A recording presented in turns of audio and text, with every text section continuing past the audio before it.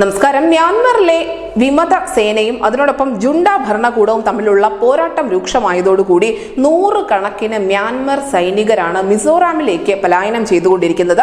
സംഭവ വികാസത്തെക്കുറിച്ച് മിസോറാം സർക്കാർ കേന്ദ്രത്തെ അറിയിക്കുകയും എത്രയും പെട്ടെന്ന് തന്നെ മ്യാൻമറിൽ നിന്നുള്ള സൈനികരെ അവരുടെ രാജ്യത്തേക്ക് തിരികെ അയക്കണമെന്നുള്ള ഒരു അഭ്യർത്ഥന കേന്ദ്ര സർക്കാരിന് മുന്നിൽ വയ്ക്കുകയും ചെയ്തിട്ടുണ്ട്.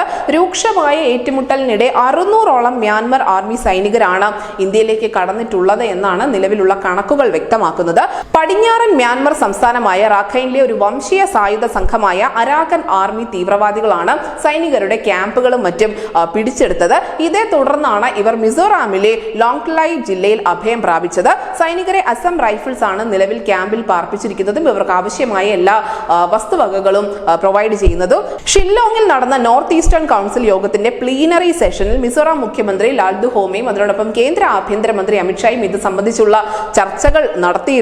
വർദ്ധിച്ചു വരുന്ന സംഘർഷങ്ങളെ കുറിച്ചും അത് മേഖലയുടെ ഒരു സ്ഥിരതയിൽ, മിസോറാമിന്റെ സ്ഥിരതയിൽ ഉണ്ടാക്കിയേക്കാവുന്ന ആഘാതങ്ങളെ കുറിച്ചും ഒക്കെയുള്ള വലിയ ആശങ്കകൾ നിലനിൽക്കുന്നതിനിടയിലാണ് ഇത്തരത്തിലുള്ള ഒരു നീക്കം മിസോറാമിന്റെ ഭാഗത്തു നിന്നും ഉണ്ടായിരിക്കുന്നത്.